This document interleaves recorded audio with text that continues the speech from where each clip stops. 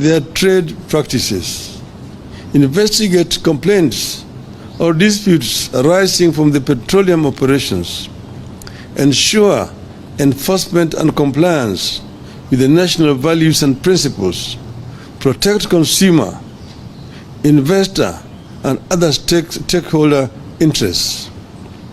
The challenge is now on its chairman to rise up to the true mandate of the authority and investigate the following. Has gone down while ours stay unchanged? Are we stuck with old prices because the negotiators already locked the prices and the oil is coming in the quantities that was agreed on in March? So many things still do not make sense, despite the massive space bought by the oil companies to explain themselves and the effort of the government to fool and confuse Kenyans.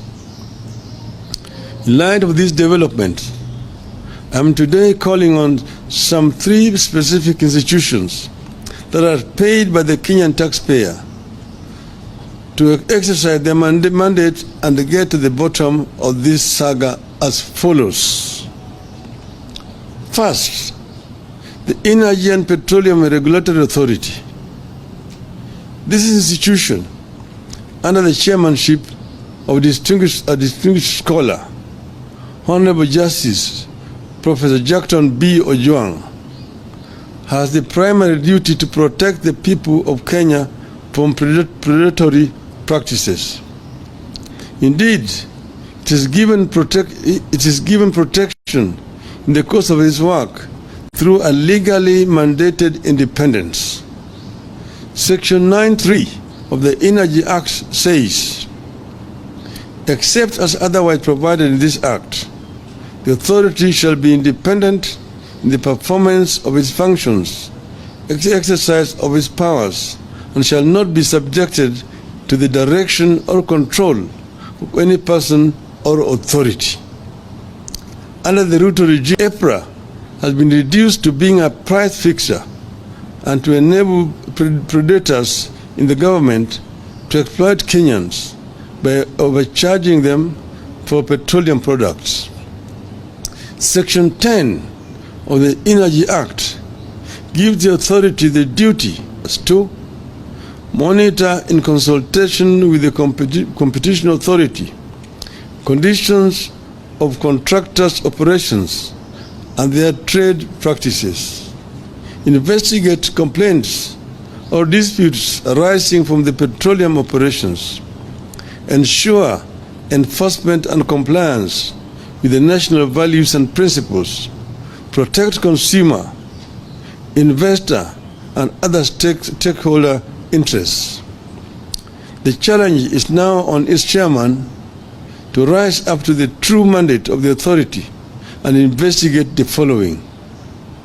1.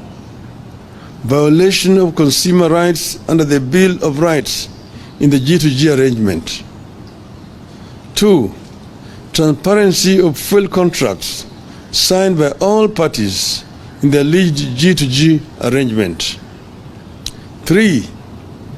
Criminal collusion through price fixing and other corrupt trade practices in the G2G arrangement. 4.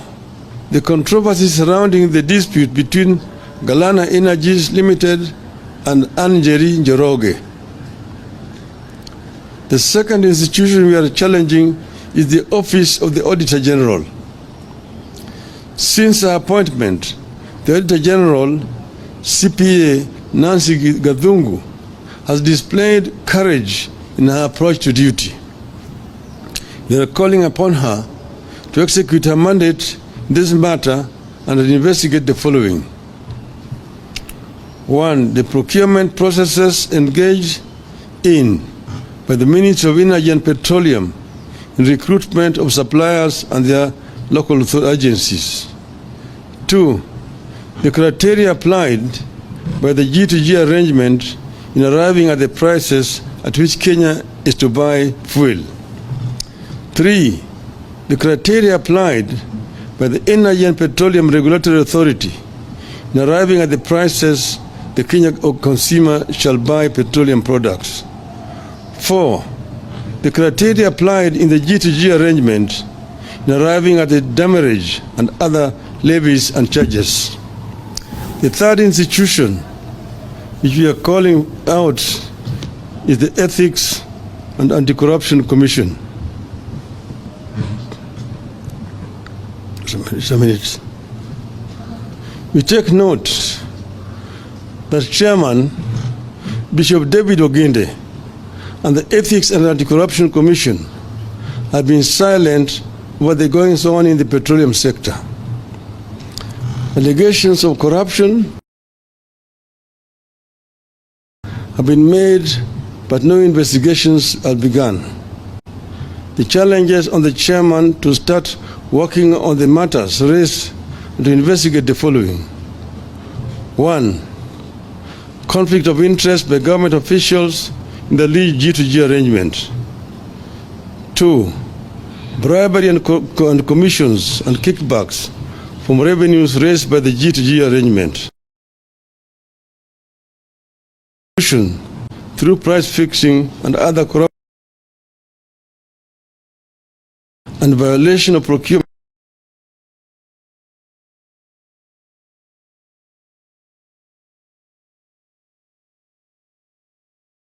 local agencies. Once again, we reiterate that we stand by every word that we have said on this oil deal. We will not relent on this matter until the truth is known and punishment that fits the crime is meted out. In the meantime, heads must roll at the Energy Ministry and National Treasury. End of statement.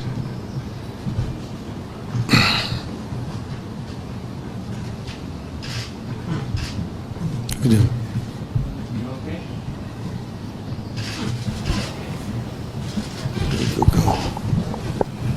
We can leave it there.